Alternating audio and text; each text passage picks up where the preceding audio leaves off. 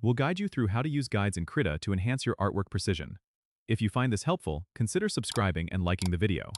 First, open Krita on your desktop and start a new canvas, or open an existing project where you want to add guides. To begin using guides, go to the View menu located at the top of the screen.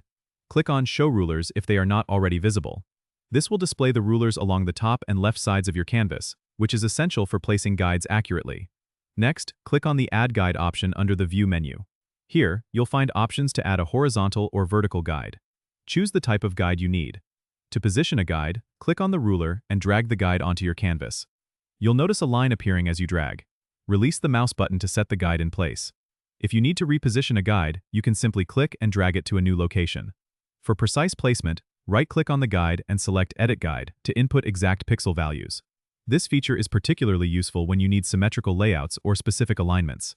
If you want to remove a guide, right-click on it and select Delete Guide. You can also clear all guides by going back to the View menu and selecting Clear Guides. Remember, guides are non-printable lines that help you align elements in your design without affecting the final output. They can be toggled on or off using the View menu if you need a clearer view of your artwork. Don't forget to subscribe and comment if this helped you out.